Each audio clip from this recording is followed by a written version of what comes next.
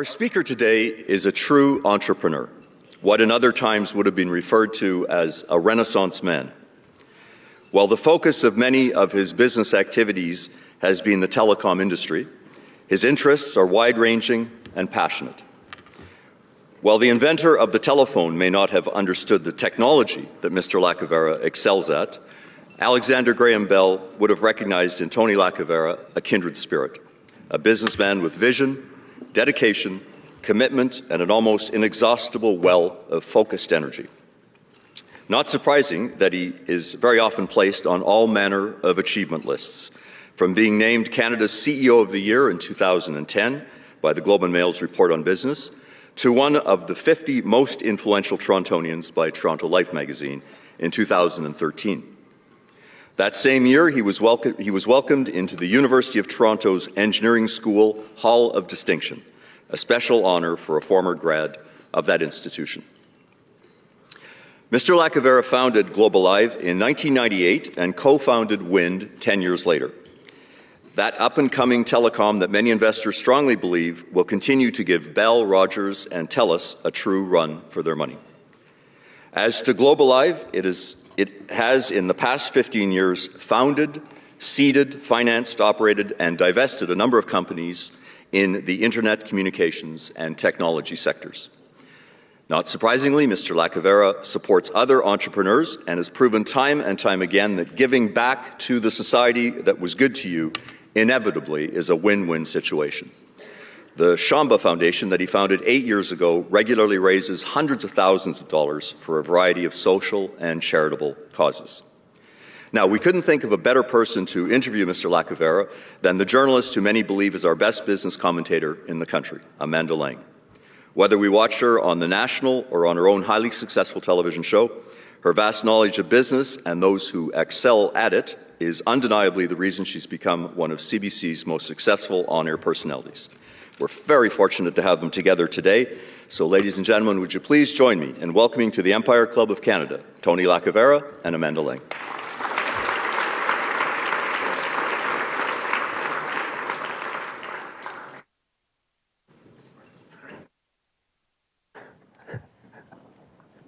Thank you so much for that, Gordon. Kind introduction. And it's great to be here. I've interviewed Tony many times, as you might imagine, over the course of the last few years. I was trying to remember when I would have first interviewed you, but 7 years ago. So when you were 9. Yeah. 8 years ago, maybe? I want to start with, and I want to get a little bit to the story because not everybody will know the story, and you might be tired of it, but we're not. But Gordon referred to something which is you do have a kind of a boundless energy, and you've needed it in the last few years with Wind and some regulatory hurdles, and going right back to when you thought, I'm going to make my own business, which increasingly actually young people are inclined to do. What was it about that experience that kept your energy levels for it high, and still do? You still have high energy for it. So just, it's kind of, I guess, a personal question to start, but what is it about you that says, yes, I'm going to keep my optimism up? Amanda, I think for me, I guess I'm good at tuning out things that I don't want to hear, and that's good and bad. So I'm really good at picking a direction, and for me, no matter how many people tell me, and in the case of Wind, hundreds if not thousands of people told me, "You're crazy, it's never going to work," I just completely tune it out, and it's a path that I want to go down, and so I'm able to not lose focus or lose energy because I can just keep going in that direction. The bad news in that, though, is that I can sometimes have a hard time listening to people like Mr. Lockie sitting here in front of me, who often have really good advice. So I have to balance it because I have to make sure that I don't get myself too far off track by not listening. In the process of building, how many companies have you built? If you had to sort of count. Yeah, so I mean, many of them have failed completely. Yeah. So congratulations. So one of them, I fail proudly. The ones that are still around, we've started, I'm going to say about a dozen companies within the Globalive group. 7 or 8 of them would be still great going concerns. Wind is, of course, the largest. We've sold a number of companies that we started that we just felt it was the time to exit. But it's always generally been in the Canadian telecommunications space, and I've, for my entire career at this point, believed that a key pillar to a competitive economy, to Canada's global competitiveness, is cost-effective telecommunications for all Canadians. I just think that, and I think increasingly so, it has become as important as electricity, as important as highways for the success of our country. It's now a basic human right in Estonia. Yeah, that's right. Internet access. I want to just point out to the folks here that we want your questions, and we're happy to make this as conversational and about what you want to know as possible. I'll prod you as we go along, but there are people with microphones in the room. You'll see them, they have microphones. If you give a nod to them and they come to you, I will come to your question whenever I see that happening, so whenever you like. When you talk about kind of competition in wireless, I think I'm right in saying that you got into that space and conceived of this mobile company before the government sort of took it on as sort of a cause that it would champion. Am I right about that? That it was, you were really taking on some big incumbents without any kind of sort of regulatory help? We definitely, so for the first 8 years of Globalive's history, we competed rather below the radar, and we were sort of a cute little competitor to the big guys. Yeah. And in 2006, we acquired a company called Yak Communications. And that really kind of brought us sort of into the purview of the big guys and sort of put us on that path to really ultimately make a very big infrastructure investment and find the backing to do that, which we were successful doing, so that we could have our own network and our own infrastructure instead of constantly relying on a regulatory regime to allow us to access the Bell infrastructure, for example.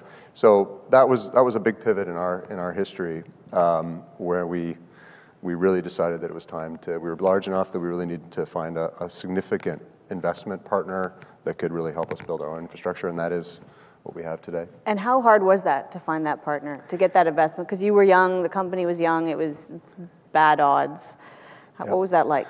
You know, very similar to the start of the conversation, I would say it's just in raising capital, and people ask me all the time, how do I go about, raising capital for my own business? And I support a lot of the accelerators around the Toronto community and the incubators and so on, and talk to young entrepreneurs all the time. And it's very similar to how I started the conversation. Raising capital is really just about ignoring all the noise around you and just believing in what you're doing and just, again, taking input where you need to, but believing in what you're doing and just moving ahead with it relentlessly. And I can't stress that enough. I just have seen so many, even today, with the track record that I have and that we have at Globalive and Wind, every day we get told, there's no way you're going to be able to do that, there's no way you're going to be able to do that, it's not going to happen, that's not going to happen, that's not going to happen. So, you basically have to just tune that out and move ahead. One of the things that happened along the way for you on the capital side was that you had investors, and the climate around that became complicated and political and changed. That's the nicest way I've ever heard it said. Right? Trying to be a little careful here. And I don't know if you've ever heard O'Leary describe it. But I have. I've been there. Probably closer to your interior monologue. Yeah. Well, he's come after me about it. Because he blamed you for that, which is sort of unfair. Let's say that. Thank you.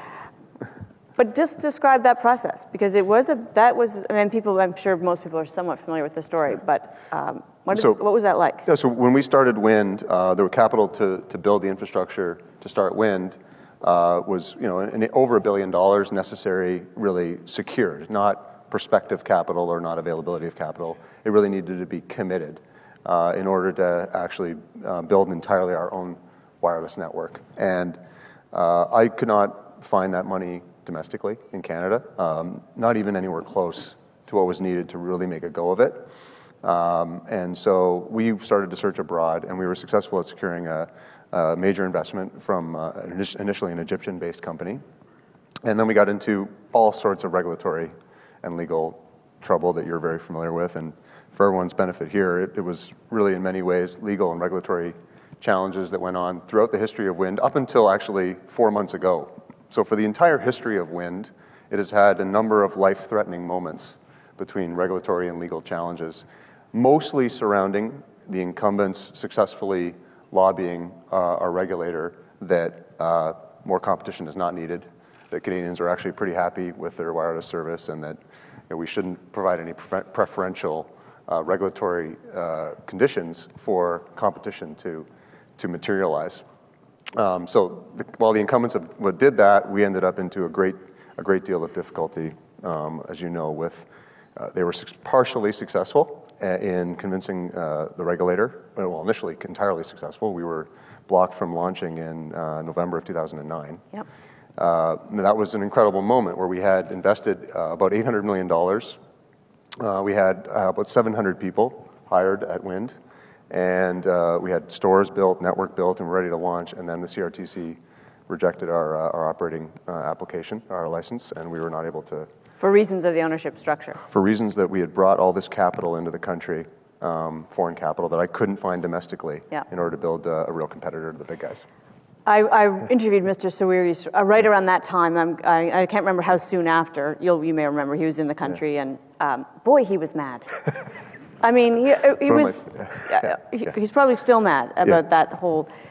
For me, it was a real kind of indicator of how complex this industry is, because not just our country, but every country has very strange kind of relationships and regulatory laws around telecom. And I think getting worse, not better, actually. We'll talk about that. But what was that like? What was it like dealing with a big investor like that, who was your lifeline, and being kind of powerless to change the thing that was driving him bananas? You know, the thing that got us through that period was, I think, looking back, was that, first of all, there was someone with a risk profile. I knew in order to be successful in wireless in Canada, not only do we need all that capital, we also needed an investor group with a risk profile to really look beyond, short-term challenges, no matter how big they are.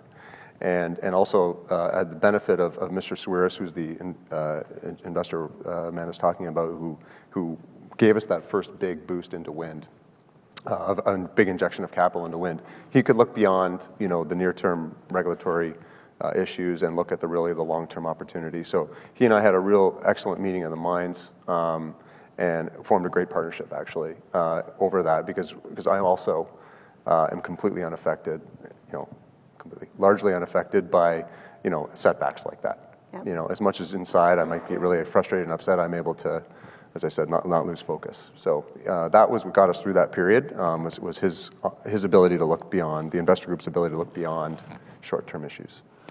You talk about how difficult it is to raise capital in Canada, and that's not obviously an unfamiliar story at certain levels of the process, certainly that early stage. I think angel is tough. Pre-Series A is tough in Canada. I think we'd all agree on that.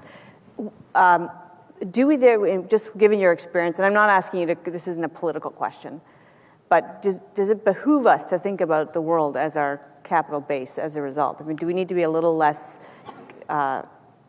parochial about where money comes from? I couldn't agree more with that. And I tell young entrepreneurs that all the time, that you need to not restrict yourself to Canada when you think about capital. I mean, the marketplace today is global. The internet and many new businesses, the internet is the marketplace. It is by definition global. Why would you be thinking about the VCs in the Toronto market or the VCs in the Montreal or Vancouver market? Why wouldn't you be thinking about, capital from any place you can find it? And what I've found is there's a big world out there. And we lose sight of that. Sitting in Toronto, which feels like a big city to us, this is a very small city with limited capital for early stage companies. If you put all the big cities in the world together, there's a lot of early stage capital available and a lot of growth capital available and a lot of investors that want to invest in a great place like Canada. I mean, there is a lot of great things to be said about investing in Canada. Despite the regulatory and legal challenges we've had, you have a stable government, basic things that investors don't realize what we take it for granted. Yeah. But people investing in India or people investing in China don't have the benefit of necessarily a stable government, consistent rule of law and enforcement of law and property rights and those types of things that we just take for granted. So I love it here. It's definitely been a fun road, an adventure, and we now have a very solid business in Globalive and in Wind Mobile, and we'll pass 1 million customers this year at Wind, which is a huge milestone in our industry. Yeah. And from here, we'll continue to grow. And to me, I'm excited about the future. So I do want to talk a little bit about the future today of wireless, where I see the world going. And it's extremely exciting moment in history of humanity, I believe, where in our lifetime we're going to see every device, every object, everything we interact with become part of a connected society. And no one really knows where that's going to go, but the Internet of Things becoming the Internet of Everything is an amazing topic and an amazing and accelerating direction that our society is taking, which leads me to the conclusion that I believe that wireless networks are as important as electricity or as roads, as water, as infrastructure is to the success of our country and the growth of the global economy. So it's a big, and I'm thrilled to be part of that. I feel privileged to be part of it. And for Canada, I want to make a big contribution to that. So from that point of view, the infrastructure is still as relevant as ever. I mean, you're not seeing a world where, because sometimes it can feel as though we're sort of operating on two tracks, where the old regulatory environment is sort of looking backwards, and this new technology is just being enabled so quickly. I think infrastructure is more important in telecommunications than ever. I think that when you think about what's the modern highway is a fiber connection between Toronto and Vancouver. 100 years ago, it was the Canadian Pacific Railway that let this country, enter a new economic era. Yep. Connectivity of our citizens with fiber and with wireless networks is now this next great wave of economic and social welfare, if I can say that, social welfare progression. So one of the things that's been happening, and I guess I do want to ask whether you think the fight for the fourth carrier is over. Is it won? Has that agenda settled? Well, I'm the eternal optimist, so I think I declared victory with you 5 years ago. You did, yes. I may have been less enthusiastic about that point of view, but... I did watch an old interview where you said that you may have started this company when you were 11, and I got it from you again today. So sorry. You're very youthful looking, Tony. It's not my fault. But I mean, was the big goal here was four players. There's still three huge incumbents, and they're more threatened. In some ways, their businesses are more threatened by the things you just mentioned. Yes, they are. Than they've ever been. Yes, that's so right. they're not likely to be feeling warm and generous about profit margin erosion. No, and I think that the legacy networks, the legacy terrestrial networks, cable, copper, those are going to come under fundamental threat in the next 3, 5, 10 years as wireless becomes faster and better and already ubiquitous, but beyond, and will be in everyone's hands, and everyone will have a connected device. You're not going to connect your refrigerator or your car to a terrestrial network, right? You're going to connect it to a wireless network.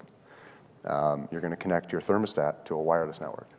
So I think that's when you think about the Internet of Things and every connected device and every Canadian having 20 or 30 or 50 or 100 connected appliances, devices, things in their life, wireless becomes the medium to do that. And fast wireless networks become increasingly important. So yeah, the incumbents are definitely under threat. To answer your question about the fourth carrier battle is never going to be over. It's great for Canadian consumers and Canadian businesses that there is a viable competitor. We are in Ontario, BC, and Alberta, and where we operate, prices have come down 20%. That's kind of a near-term benefit. A long-term benefit is that there's more infrastructure investment in wireless networks that will lead us to a 5G world with a very fast internet everywhere and the internet of everything. So I think that's really good when you think about it that way. But yeah, I don't expect the fight to be over with the big guys. And as long as I can wake up, I'm going to get up, put the suit on, and keep swinging. The vision that you're offering makes the spectrum auction, makes the spectrum that's available even more valuable. Yeah, increasingly. So spectrum is the real estate of our business, and we bought a certain amount in 2008, and there's been follow-on auctions. There's an auction coming up next month, and obviously more wireless spectrum is needed to continue to increase the speed of wireless networks and increase the coverage of networks as well. Do we have the technology on our networks in Canada to do what you're picturing when we talk about Internet of Things and everything connected? Do we need another upgrade? I think as all things, you have three large players that dominate the market that don't want evolution to happen too fast, that have a natural, inertia there and it really comes from the investment levels in the legacy networks that have been made. Yeah. So there's been an enormous investment by Rogers and Shaw in cable. There's been an enormous investment by the telephone companies in each province, Bell in Ontario, in copper, and so and in fiber now, to the home, fiber to the home.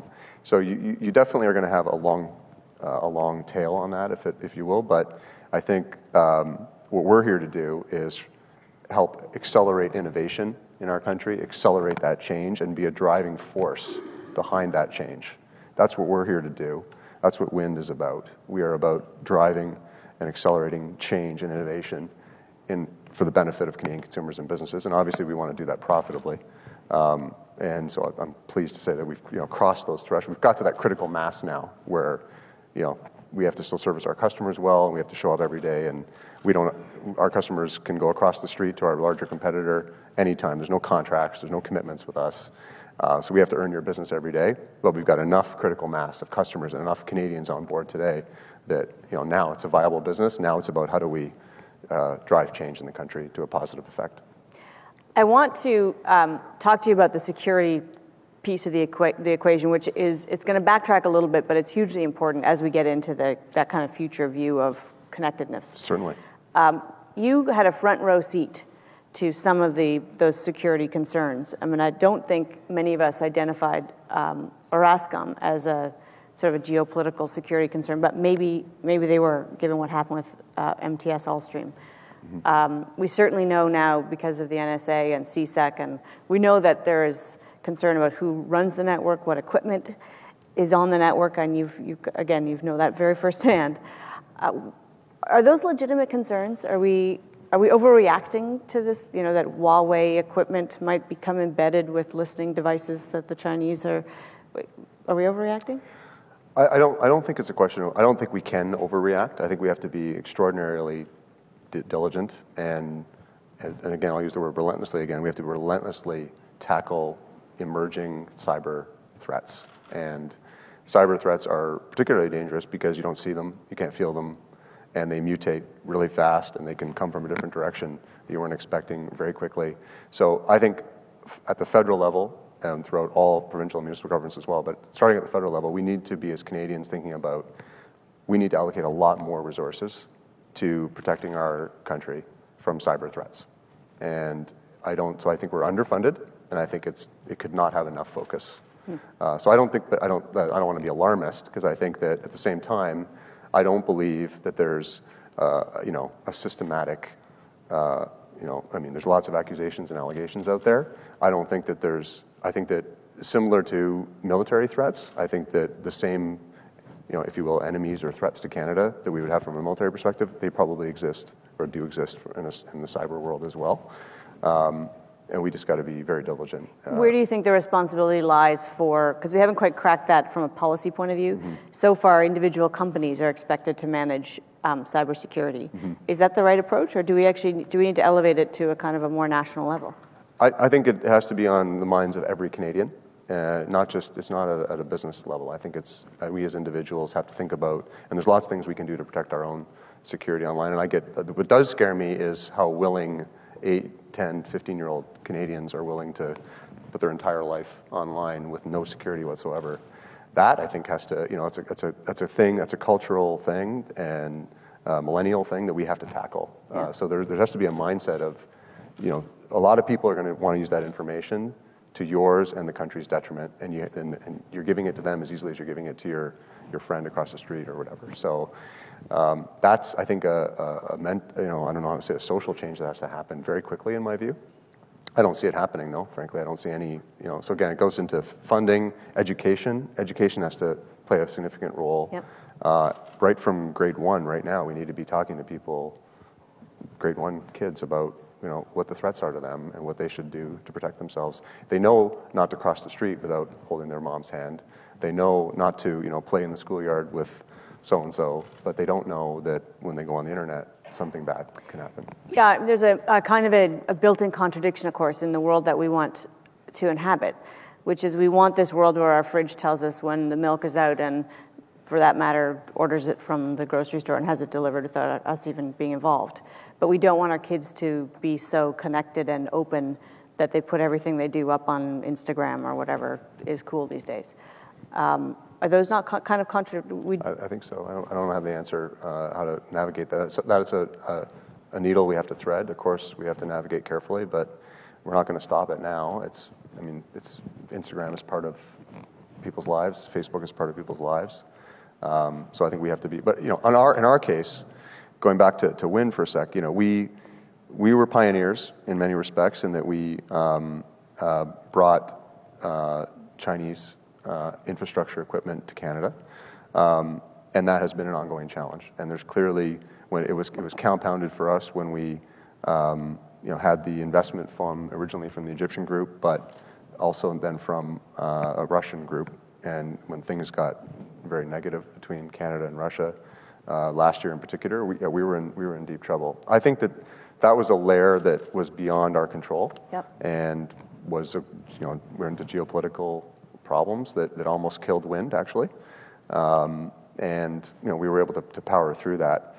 That doesn't mean now, and we are big customers of Nokia as well, and growing customers of Nokia.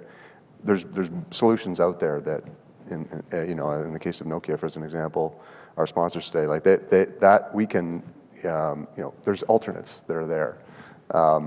We did not anticipate in any way, shape, or form how difficult it would be to have investors from abroad.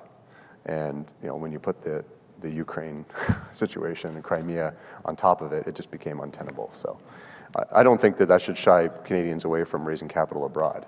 I think it was a perfect storm of problems for us. And there's at least one book in your Russian experience in you, I suspect. Working through all of that. Had some fun in Russia for sure. with challenge. I mean that their perspective is that they've invested a lot of money, and that now their assets are being threatened by stuff that's out of their control. They're not. Their view would be Canada's supposed to be a safe place to invest. We shouldn't be getting the kind of scrutiny we're getting. And there are arguments on both sides for sure. Yeah. It's not a clear path. It's funny because when Huawei, it's not funny, but when the Huawei situation was kind of blowing up in Canada, I interviewed the guy who runs the Chinese Investment Council here, and he said, we had no idea that this was possible, that your servers could spy on you. We run Cisco servers. Is Cisco spying on us? I was really disingenuous, I have to say.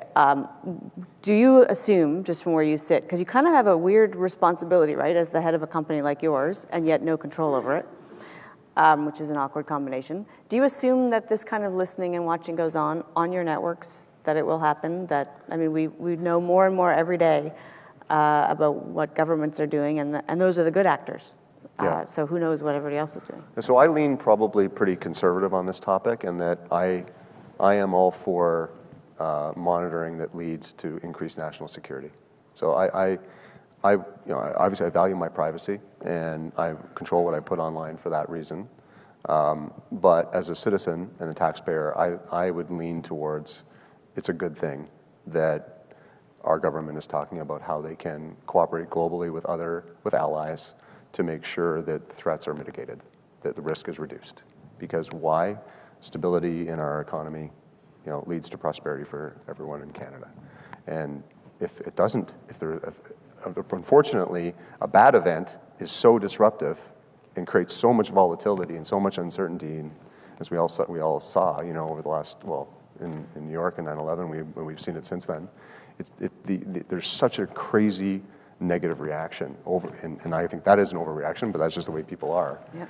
We can't afford that risk, we need that stability to be there. So I would be an advocate generally of let's, respecting people's privacy, define the laws the way we need to, and we need to spend time talking about that as a nation. But then once we do it, let's listen and pay attention where we need to. So when you talk about this future, connected future, Internet of Things. You're not a guy who just talks about things because you think it's interesting. I'm assuming you're investing, that you're beginning to think. I'm a huge believer, yeah. That I think the dream is that everything will be connected. The future is that, and a fast wireless network, great wireless infrastructure that we're building, will help bring us into that place in a faster and more efficient way. And I think it's pretty exciting to think about where it could go. Yeah. I think we're good at thinking about what are the near-term opportunities. If it's connected home and connected car, there's a lot of technologies already in the marketplace like that. Wearables are obviously emerging quickly, and it's pretty exciting to think about. You can have a wearable that monitors your health, and monitors tons of inputs about your health, and be more predictive, or instead of being reactive, you can be so much more. You can anticipate so much more and be so much more in front of your potential health risks, health concerns. That personal security, opportunities when clothing and devices are all connected. I think it's pretty amazing, actually, to think about what can happen in the relatively near term with technologies that are out there today. It's not, a pipe dream about what might happen. Way down the road, I think in a 5G world, you can just see that the entire world being wireless. And you can see every citizen having 50, 100 connected appliances, connected devices, and get real utility out of those, not helping make people's lives better. That's the dream, right? And where do you see Canada playing in that? Are we, obviously we are playing a little bit. I've interviewed some of the companies myself, yeah. But you think of sort of the places that tend to be out front in this. Are we in the game?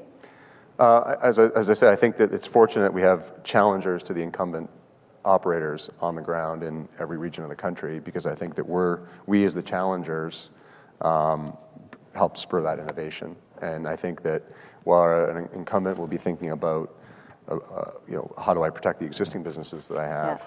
How do I make sure that those don't erode too quickly? We can just think about how do we grow into this new world as fast as possible. So our structure and our position in the marketplace lets us to play a leadership role in that, and we will play a leadership role. So I would say Canada is in line with other countries as far as I can tell, which is really that we're at the, other than Japan, which is clearly, or there's an amazing case study in South Korea in the city of Songdo, where the entire city is entirely connected. Songdo is an amazing experiment where every appliance is connected, every road is connected, every traffic light is integrated with the smart grid, and talking about now how they can optimize fuel consumption by being a lot more smart about when lights change or they don't change, and controlling traffic flow a lot better, controlling electricity flow a lot better. Amazing, actually, stuff. So if anyone's interested, Songdo is a great thing to read up on. Do the people seem happy? I don't know, actually. That's a great question. I tried to research that, actually, and I couldn't find, I don't speak Korean, though. So I had a hard time reading. I couldn't really read anything that I got quickly into languages that I didn't understand, but. Do we have any questions out here? We've got a microphone there, and I think a microphone back here. Yeah. Anybody? Yes? Tony's entrepreneurial background, of course, and your exposure to the business world. What would you say to that table over there with my son and the kids from Ryerson about tomorrow? Because they are, I think the question is, what would they offer as recommendation or advice to students today in business? Because one of the things that I've been told a number of times by my children, more than once, is that thanks for paying for school, really love it, but frankly, school is teaching us things that aren't aligned with where the world is going, and that's always a disconnect. So what would you say to them? Oh, no, you're much more closer to that one. You have a kid, I don't. Well, my son's 10, so... No, I'll take it while you collect your thoughts, because actually you've got real world experience for them. I do think, increasingly your experience is going to be the one that young people can actually be empowered to have, which is I can make something for myself, I can make a business for myself, because the ability to build a business that capitalizes on something somebody else has done is so much better, right? The kind of peripheral businesses, if you will. The biggest thing I think we need to do is to stay hungry. This whole question of kind of thinking of the world as our source of capital and the world as our market, I think this is a generation that thinks that way anyway because of the level of connectedness, but that would be my message is not to, while staying, as Canadian as you want, and as you deserve to be, because it's a great place. But so I would say that. I would say spend some time outside of Canada. I would make it part of your life to spend some work time, entrepreneurial time even, outside of Canada, and get a perspective on it. Not simply in America. It can be in Europe. It can be anywhere. Some of the biggest growth opportunities are in Asia. And I think getting a broader view of what's out there, as I said earlier, the world is a huge place, and we lose sight of that in Toronto. I mean, we lose sight of that between here and Pearson Airport. It's when we all live our lives. You got to get to Pearson and get out and see what's out there. The other thing I would add is, do we have a question back here? Howard has a question. The other thing I would add is not to believe the headline gloom. It's really easy, but I could go back and pull headlines from 1790 saying that this generation is going to have the bleakest future, 1910, right? I mean, there's just periods in history where we kind of collectively say our children are screwed. It's never true. And it's not true because you don't want it to be. So I would say, let us be gloomy and pessimistic for the moment, but our kids should not be. Amanda and Tony, excellent discussion. I'd be interested, Tony, in your thoughts on two things. Number one, who do you think does this, competitive practice of telecommunications well? What country? And two, my recollection is what beat you, and I don't feel you're beat, but what challenged you the most, besides the foreign investment, was the ads from your competitors that said, he doesn't care about our community in New Brunswick. And you said, in Ontario and Quebec, which we care about, and BC, you're aligned, you're perfect for us, but you don't have that national network, and it just takes time. So in retrospect, how do you overcome that criticism, and who does it well? Yeah, so an early goal we had was to be a fourth national carrier, and we got into a great deal of regulatory trouble, as you know, and that slowed our deployment and changed our business plan. So, midway through 2010, early 2011, when it was clear that we were just getting behind and other competitors had launched in those markets, we completely changed our business plan to focus on Ontario, BC, and Alberta, and that has been what we've been focused on and saying we're focused on since then.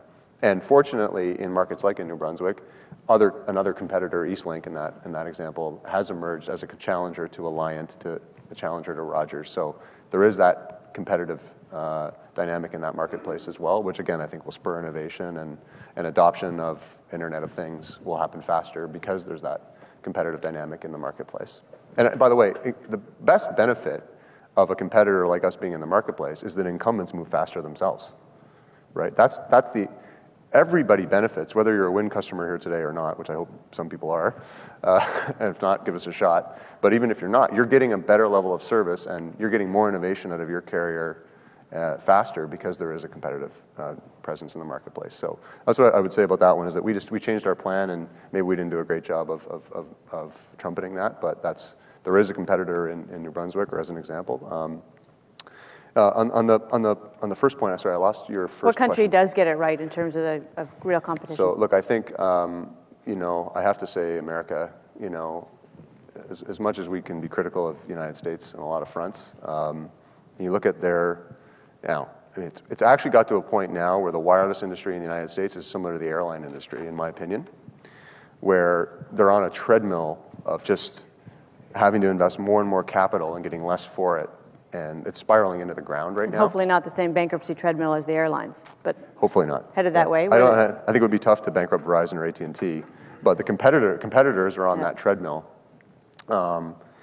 You look at sentiment online from U.S. internet users, 20-year-olds, 25-year-olds, complaining just incessantly about how slow and crappy AT&T is or Verizon is. It can just never be good enough now, and they want more for less. The competitors, T-Mobile and Sprint, trying to provide more for less, and all four of them having to invest capital, got to buy that next big airplane, got to buy that next big thing to keep that customer, and you got to charge, and you're only able to charge them less. So we're on that. Structurally in the United States, I think that the industry is not sustainable, but there's an enormous amount of innovation in wireless in the United States because it's cheap for everyone to get pretty much unlimited use, and you've got four in every market, some markets 5, 6 carriers, you've got a choice that's a very, very cost-effective choice. So I think it's the strongest argument that bringing a fourth carrier to the Canadian market, it makes sense, but it has to be managed in a way that's actually sustainable. And that's where, so I would say the US right now has it right and has the best, most competitive environment. I mean, Japan is very competitive too. But it's so competitive in the United States, and the industry's been structured in a way that actually, we might actually have a formula in Canada. We might say in 5 years that, amazingly, the Canadian government, after a long road that got me some gray hair and cost him the rest of his hair, we actually may have got it right in Canada. I think we might have time for one quick question if there's another question. Yes?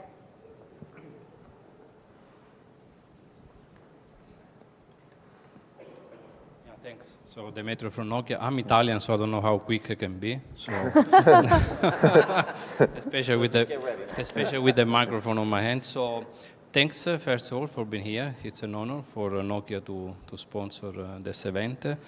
And I took some notes. So you said it's an exciting moment, definitely. So I think for us in the industry, it's one of the best time. You've been touching very interesting point, like the regulatory challenges, the competitiveness that is in the market. And you said, for example, AT&T and wireless, so they have to offer more for less, right? My question to you is, how do you see new players in this market? For example, when you say we connect things to internet, it's equal, I connect everything to a cloud, right? So cloud means you will have new players like Google, Amazon, right? So Google, for example, now they have a project to put the base stations on the balloon, right? So Amazon, they have the biggest data center in the world. Oh, okay, they can technically host a core, for example, right?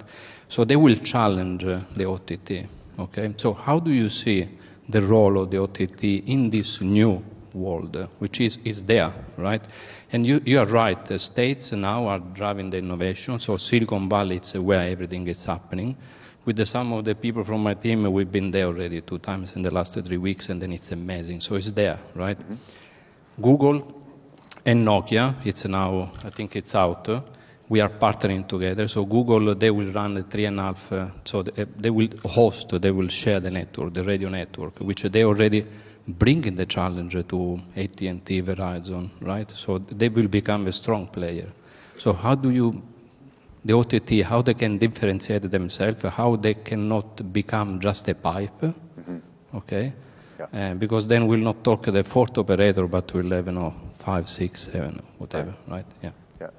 I do think there's a real prospect that's the direction the Canadian market goes, is much more where there are carriers that are providing major connectivity for providers like Google. And I think that there's an opportunity for us in that as well.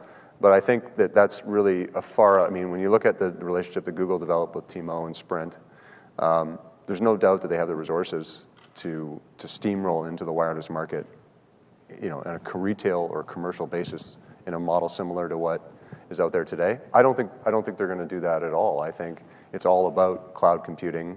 It's all about providing a fat pipe, if you will, to the home over wireless, and doing that in a way that lets Google deliver all of its OTT, all of its applications, to consumers without having any reliance on AT&T or Verizon.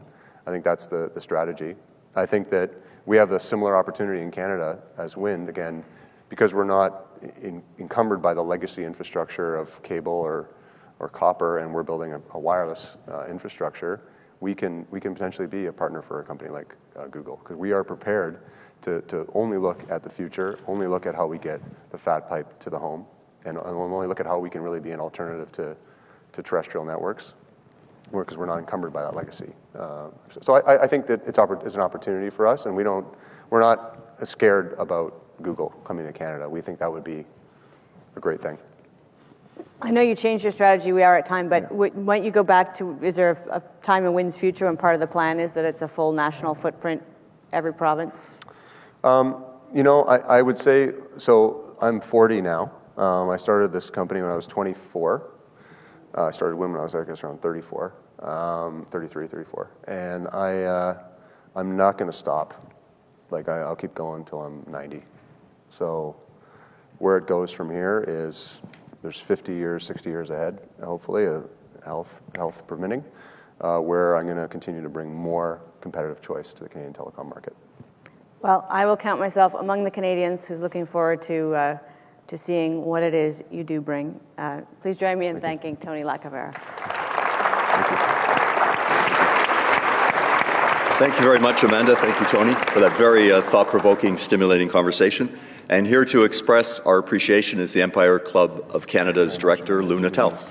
Thank you for doing this.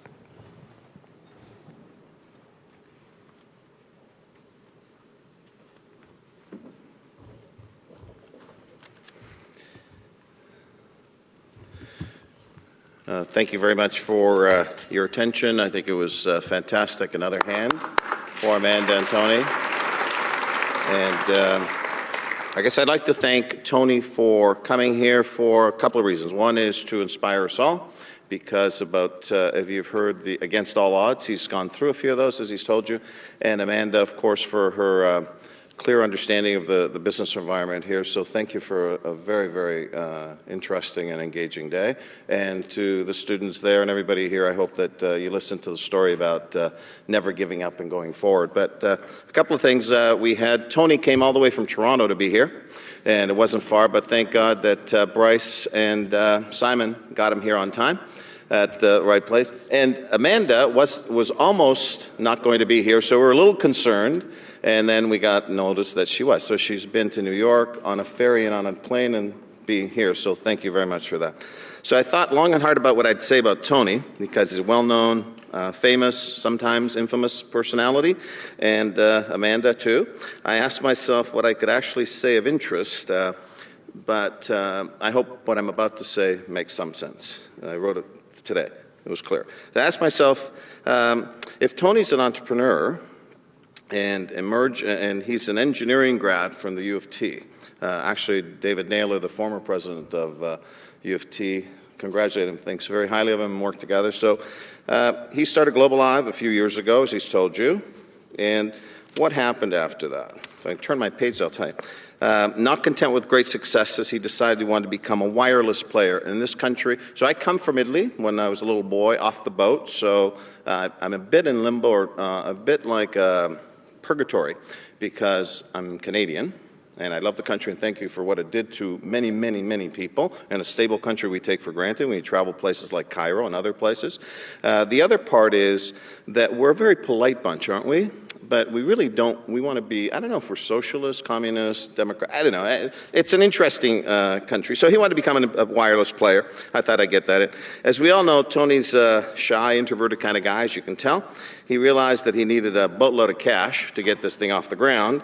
And he kind of looked around Toronto going, ain't going to happen here. So what did he do? He decided, there's a guy by the name of Najib Sawaris in Cairo who's got lots of cash, weather investments, and big players. So what do I do? So he decided to go to Cairo and ask Najib for $750 million or $1 billion, more or less. And obviously he got it, so he's here. So what happens when you do that? He started WIN 5 years ago. He's been, as he's told you, fighting obstacles day after day after day. These are public facts of record, I should say. They paid $422 million for license. So when you pay someone $422 million, you think, okay, I'm assuming you're going to let me play. No, but thanks for the cash, we're not going to let you play. So that was an interesting one. And then CRTC decided to actually stop decided the corporate structure of the company was not appropriate enough for the Canadian world. So the cabinet, so they said you can't launch, as you were told. And it's a lot of money. So I got $1 billion and ready to go and stop. So cabinet reversed the decision. Then that wasn't enough. WIN and the federal government became co-defendants in court to win this. So never one to give up. Where's WIN today, and what have they brought to Canada? Right? So it's not a commercial about WIN, but just in terms of the spirit of Canada and what we should be doing. So they've put in about $1.5 billion in investments, a lot of cash. They created 5,000 jobs. They have contributed about $5 million in charitable donations to the community and sponsorships. They've generated about $1.1 billion worth of cash or revenues since their inception. The moral of the story is some would say or call him crazy or a dreamer, or that kid's too young. How can he compete against me? I'm the guy. So unfortunately, things change, and thank God for people like Tony. He's an inspiration to the youth of the country to dream the impossible. Thank God for people like Tony. As I told you before, a commercial for my son, but the Ryerson students, I wanted to come here to actually listen, because reading it in a book and watching it, and where's Thomas? Professor of International Business are also a board director, and tell you it's a difference when you actually listen to the person who actually went through it. So it's a great inspiration. As you know, 80% of Canada business, or our backbone, 80% is small business, quite interesting. We also rank somewhere between 13 to 16 in OECD competitiveness innovation. So our Assistant Deputy Minister, Tony Lamantia, was here, and he'll tell you that that's a concern and we should do better.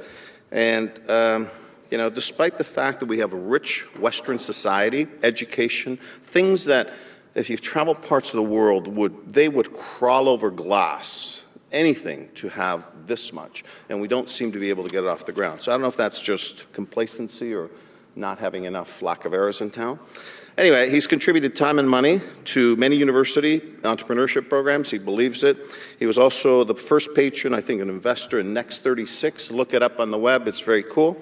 Started SHAMBA. Why? Well, it's an organization to help other charities who don't have the capabilities or the smarts, if you will, to try and generate cash.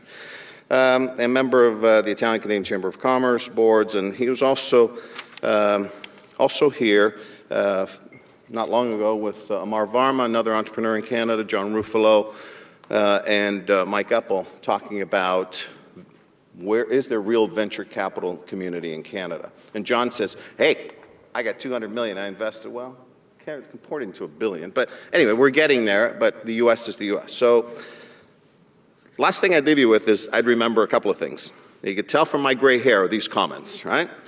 TELUS started as a small company in Ajax, Ontario, called ClearNet, right? George Cope was the president, the guy who's the president of Bell now. Right? Rogers started as Cantel, small organization of people, a few years ago. And I remember Ted Rogers saying in one of the meetings, says, I hate monopolies until I own one. So, Fido started as Microcell, okay? Now a Rogers company. So thank you to Tony for never giving up and inspiring a new generation and being a role model, especially with people like my kids and his age, and because clearly it'll be their world. So thank you both.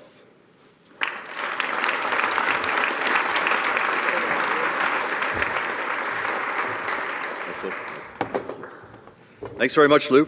And lastly, thank you very much to our generous sponsors, especially Nokia for sponsoring our event today, and delightful to have Mr. Russo with us. Thank you for being here. Pragmatic Conferencing for sponsoring our VIP reception, and BMO Nesbitt Burns for sponsoring our student table this afternoon. I'd also like to thank the National Post, which is our print media sponsor, and of course Rogers, which is our broadcast sponsor, and this event will be rebroadcast many times over the coming days and weeks across the country. Please follow us on Twitter at Empire_Club and visit us online at www.empireclub.org. Thank you all for coming. And lastly, please join us next week when we will have the President and CEO of Royal LePage, Phil Soper, who will talk about that eternally interesting question to all Torontonians, particularly, when is that real estate bubble going to burst? So thank you once again for coming, and this meeting is now adjourned. Thank you.